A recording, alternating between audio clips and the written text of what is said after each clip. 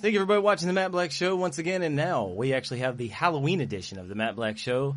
Basically, the way this is going to work is what we're going to do is have a 30-minute interview here of these musicians, the DJ and the musician.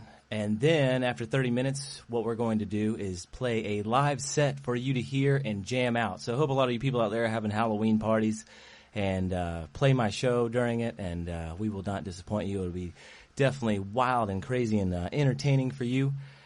So far, let's go ahead and get into these musicians and DJs' minds. So, Reddman, go ahead and tell a little bit about yourself for the listeners out there.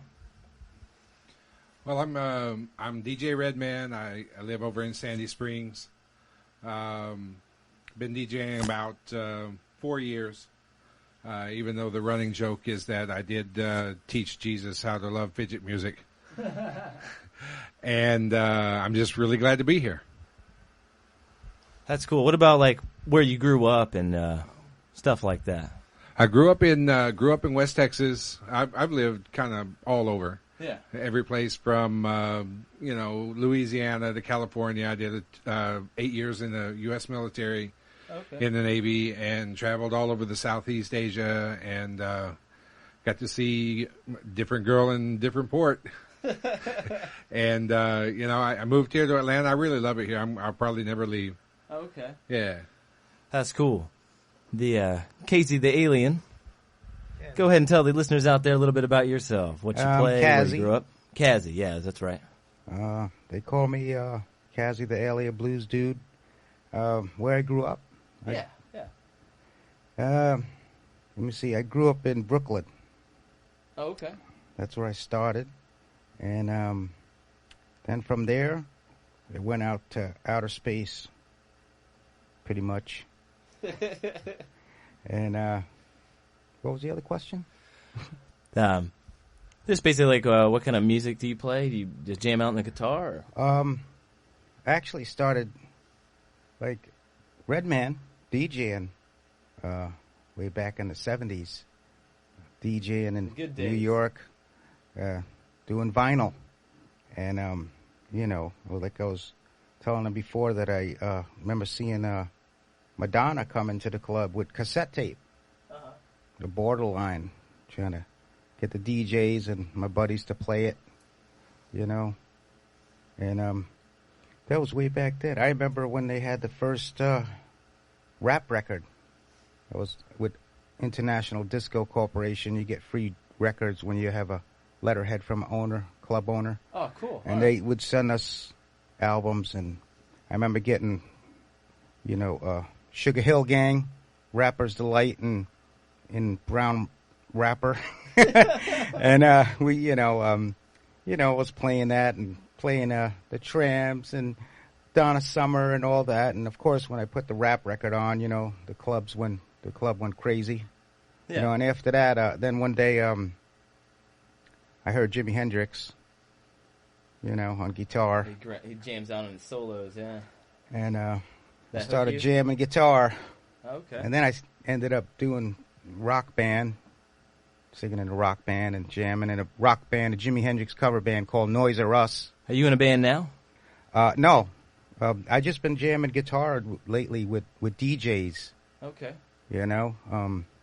Started DJing, like I was telling Reddman, I was jamming with DJ Logic one time. It was a pretty cool gig up at Mountain Jam. Warren Haynes and all the guys there, jamming in the club with DJ Logic. And Mike Gordon, the Fish, came up to me, and he was saying that I was wailing. I didn't know who it was because it was really dark in the club, but it was like fun, I just started getting into jamming guitar with DJs, and then started doing techno and house music and chill, and with different DJs, and that's how I get into it. I like that. Reddman, what was your favorite thing to do before music? Listen to music. I mean, that's you came out of the womb listening to music. Oh, pretty much. Pretty much. I mean, I started like listening to just like Cazzy was saying earlier with the Sugar Hill Gang and Grandmaster Flash, Furious 5. all of that kind of stuff that my friends thought was like, well, what the heck is that? Yeah. You know, and I've always kind of been on the cutting edge or the leading edge, you know, and I got into this music, listening to it at least probably 10 years ago. Oh, okay. Yeah, and just always listen to it, and then I started seeing some videos on the web, and it's like, wow, that looks really cool, watching DJs do their thing, and I said, I think I can do that. And so I basically just went and dropped the money and bought the gear and taught myself how to DJ. I love that. Yeah. How about you? What'd you do before you started playing music? Do you have any like hobbies or anything, or read books, or jump off buildings? No, I was basically doing karate. I was into martial arts a lot and doing, I started doing Ishinryu karate, and then I went into, when I got into seeing Bruce Lee movies, I got into Wing Chun Kung Fu, and then, started getting into his other style, Jeet Kune Do, and started getting into martial arts. I was really into martial arts a lot, That's cool. So you're an alien that can kick some ass. No, I'm a peace-loving alien. I love that. Let's go ahead and ask you guys this question. What is the craziest environment you have ever played in? Oh, I got it. Since he was talking about Texas, they paid me one time to come play in Texas, and I played in a rave in a cow field. Uh-huh. And it was really in Commerce, Texas. And, they paid me, so I flew out there. What the heck? And it was funny because I got out there and I was like, we're in the middle of a cow field. What we're going to play here? Once I got into the middle of the woods in the cow field or whatever, they had turntables and lights set up, and it was it's like a modern Woodstock. It was great. Yeah. They had all the generators going, and the kids really had it hooked up, I was doing the Green Alien that night, but I don't do that anymore. Is there a reason why you don't do the Green Alien anymore? I just like to do the grays, because the grays there's more of them, populating the earth and stuff like that. More visible, alien. You know what I mean? Yeah. So I like that. How about you, Reddman? Craziest environment you ever played in? I think probably the craziest stuff that happens at house parties. Yeah.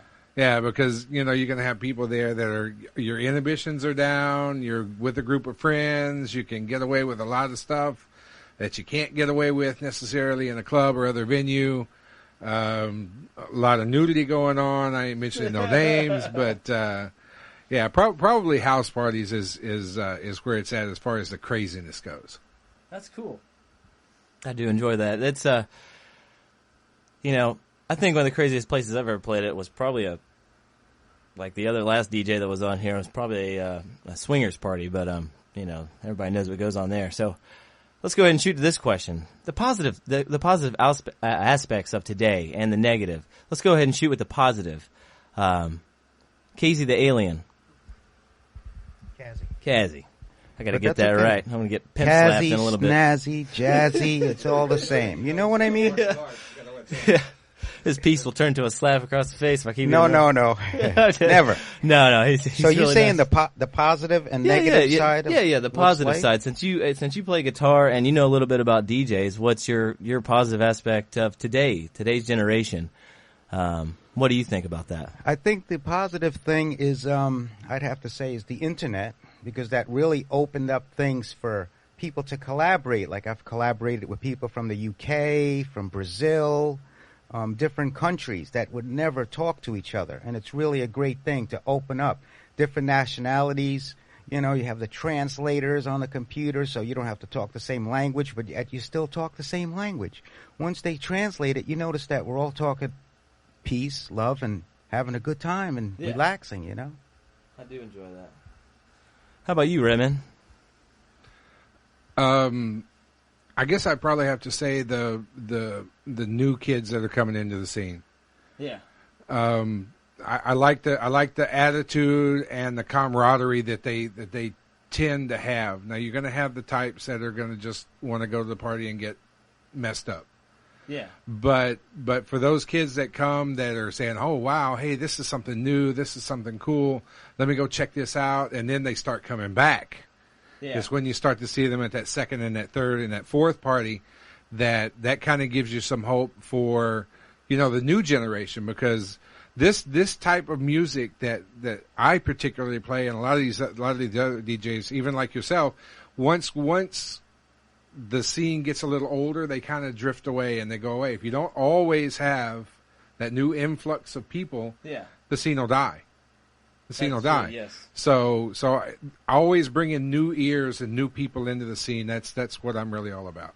It's kind of like the older hippies had little baby hippies, and now they're getting into the new age hippiness. That's cool. I do like that. What about the negative? The negative thing. If there was anything negative about the scene today, anything you would change, or a little advice out there, what would that be? That's a tough question. The negative thing about the scene. I couldn't really. There's always a little bit of advice. Maybe somebody's doing too much influence of substances, or maybe that venues need to have certain kind of different things, or just anything out there. You know. I just think they should be more peaceful.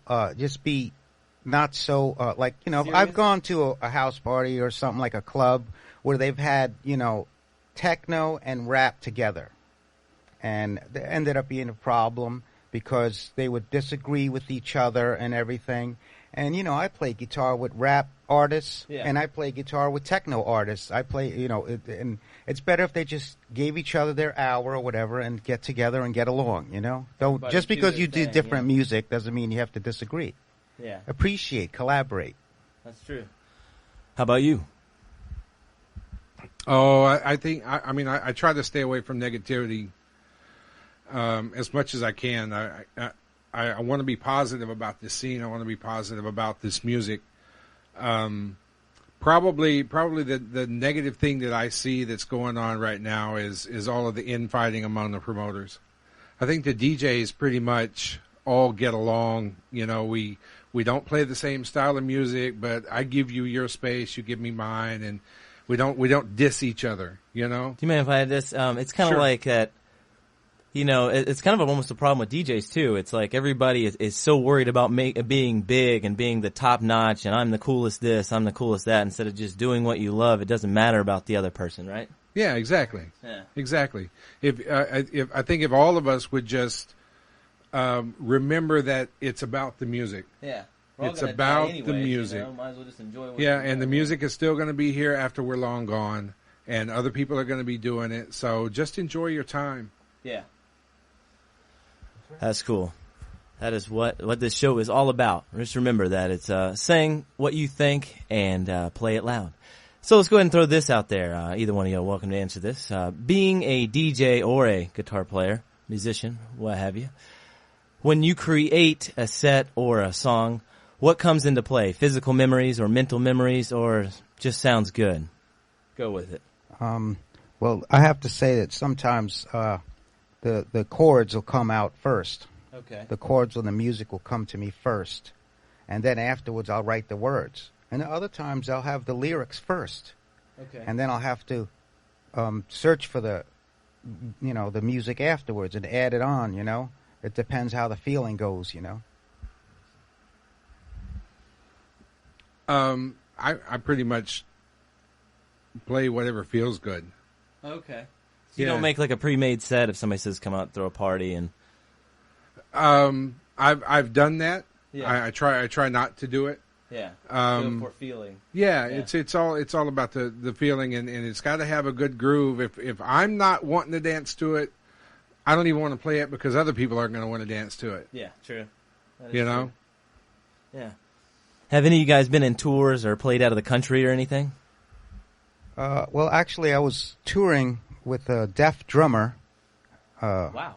He's passed away since in 2003 from cancer.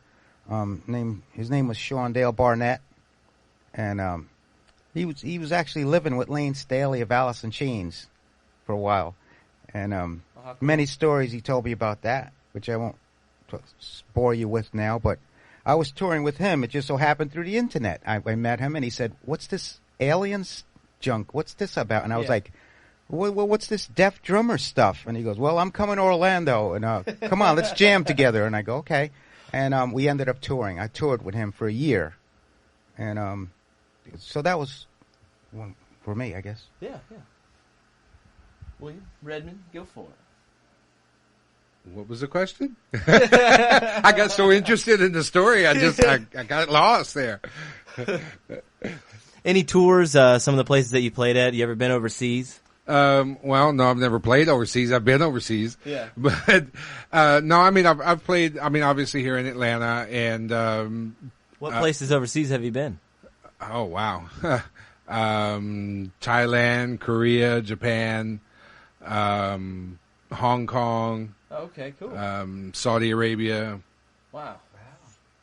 all of those places. But as far as DJing goes, I mean Atlanta, Nashville, Alabama, pretty yeah, just those 3 states. Good old hometowns. Yeah. I like that. Comfortable feel. What in your mind do you think is the best way to DJ or musician? The best way to? Yeah, the best way. Well, I Do you think like electric guitar or acoustic guitar or what?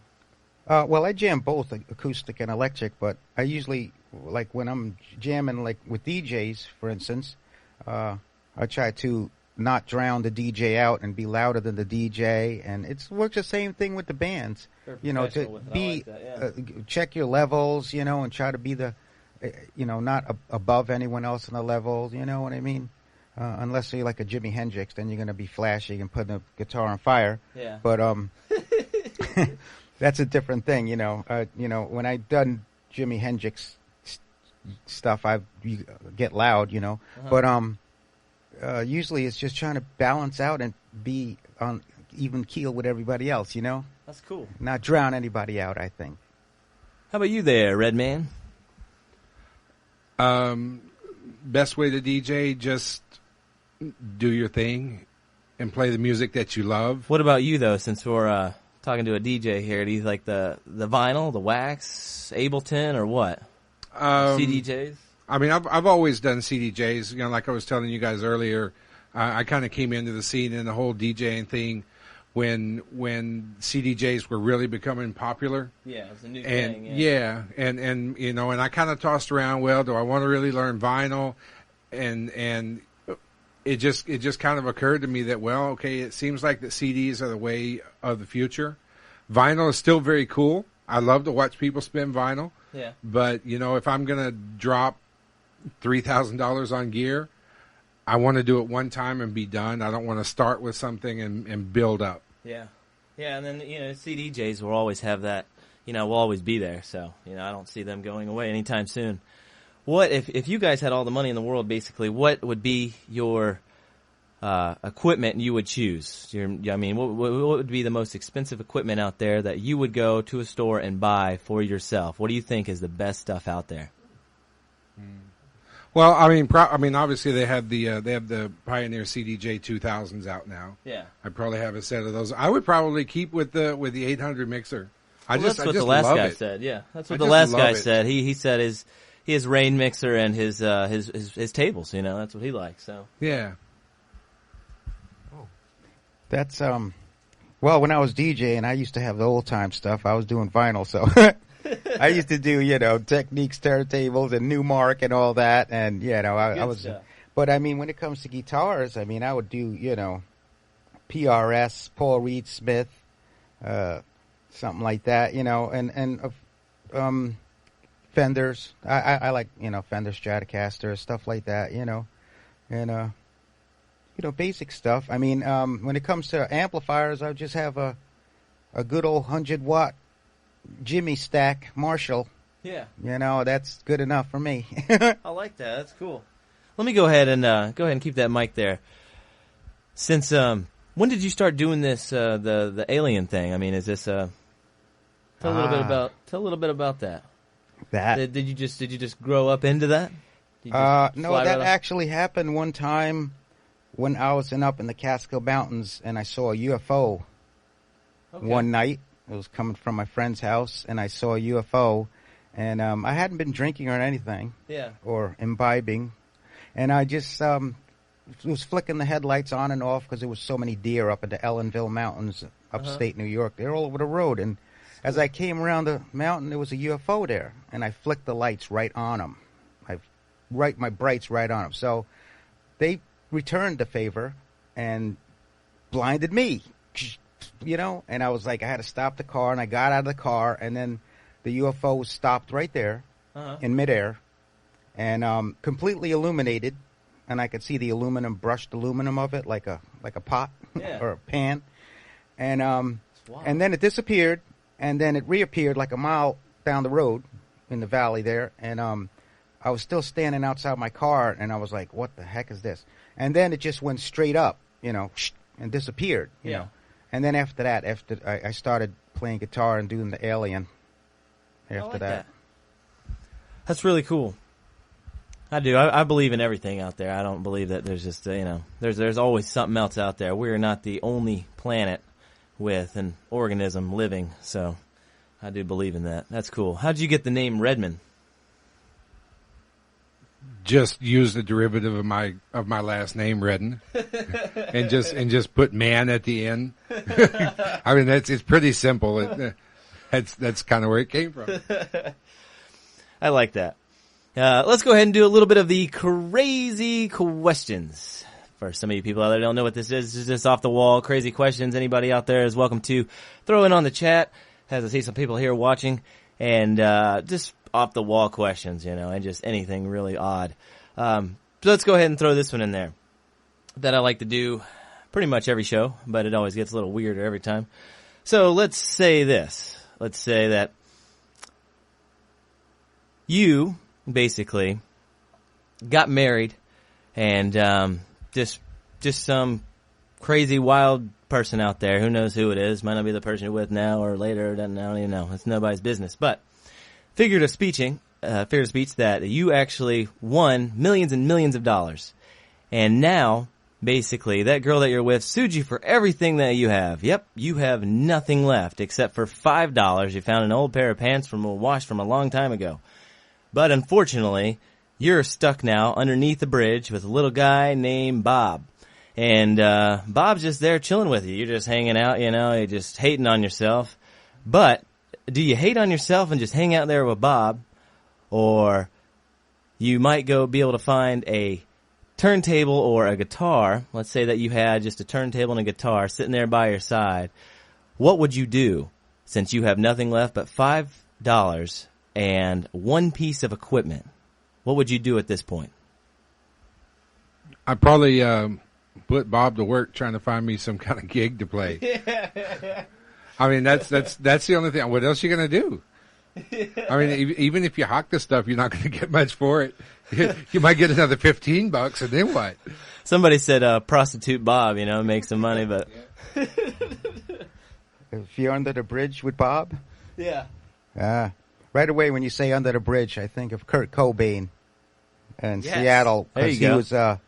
He wrote a lot of good songs when he was under that bridge. But anyway, I agree with Reddman. You're not going to get much if you try to sell your equipment, and it's an unwritten law anyway. You never sell your axe, you never sell your guitar. What I would do is probably try to write a song under the bridge, I like that. See if Bob knows how to sing, and then try to get some work. I like that. Question always shows the love for the music. That's one of the main reasons I always say that. Let's go ahead and do this. What is the wildest party or a wild story you can go ahead and tell the listeners out there that you care to share? Wow. Okay. Back earlier this year, I played the Tron 1 party. Yeah. And I don't know that this is for some of the people out there though. Where was this Tron party? It was held here in Atlanta, downtown, at a place called Too High Studios. All right. And I don't know for a fact that this happened, but I had several people come up and tell me that during my set, this guy got so excited and could no longer contain himself that he basically pooped his pants. and then didn't leave the dance floor just because he was into the music and wouldn't leave. That's probably the craziest thing that's ever happened. Hopefully to God he didn't have a girlfriend. I mean, how do you go home? Man, he was so good, I just shit myself, man. Wow. Where's the bathroom? Well, the line's really long. Well, somebody just throw some aerosol at him, just kind of like shoot it with a gun so it explodes all over his body, and he finally smells good so people don't die. That's hilarious. God, I would need another shot after that. How about you? You saying like the what craziest party? Yeah. Like the most craziest experience or a wild story you could tell the listeners about. Some of the places you played at. I think the one crazy party was I'll never forget it. It was Alex Gray's Halloween party. It was Halloween too, 2009, and in his mansion, the Cazzy mansion. It's the Chapel of Sacred Mirrors, and there was so many people there, and there was so many crazy costumes. Like it was amazing. It was like a movie almost, And when you go inside Alex Gray's mansion in there, he's got statues, and outside he's got a real skeleton because he used to work in a morgue. Oh, and, wow. and there was a real skeleton hanging there, That's crazy. And he was selling paintings at the party for $15,000 each. Oh wow. But it was really amazing. I went as the Great Pumpkin. Oh, okay. But it was pretty cool. It was just the costumes was it was amazing. Yeah. It was crazy. I like that. What year do you think would be the best time to throw a party and explain? You can go back all the way before even humans were here, or I mean, hell, I don't know what you'd really play on, but maybe you should just rattle on some, little microscopic organisms or something. Have sex with them, who knows? Or, wait to the way future. What would be your take on that?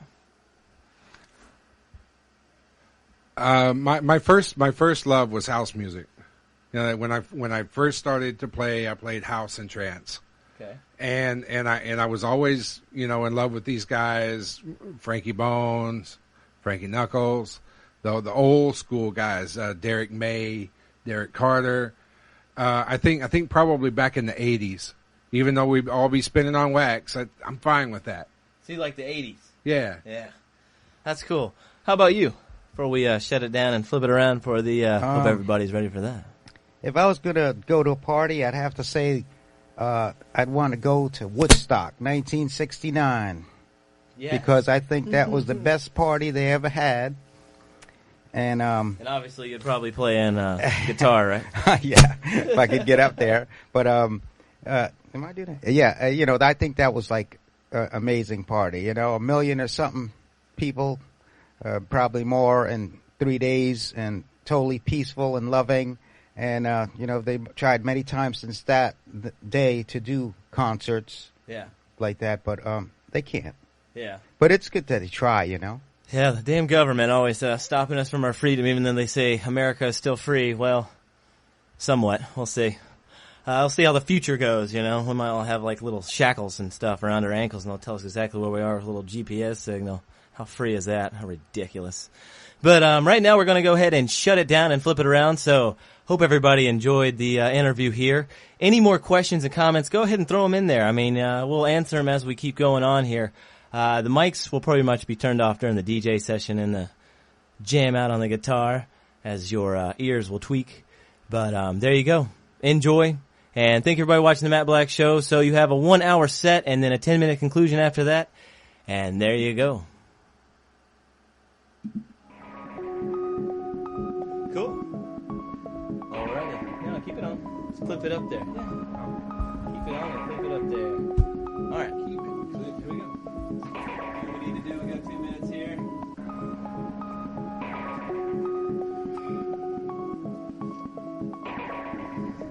Boom! Hope everybody's ready. I'm the short little guy in the background. That might grow.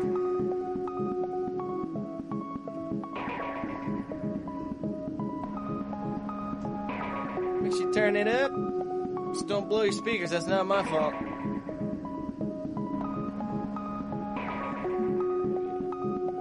Everybody's ready.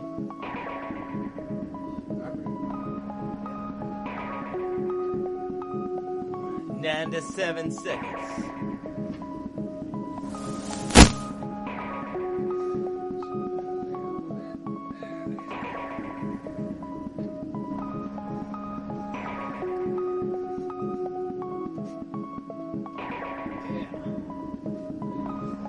Let's do it.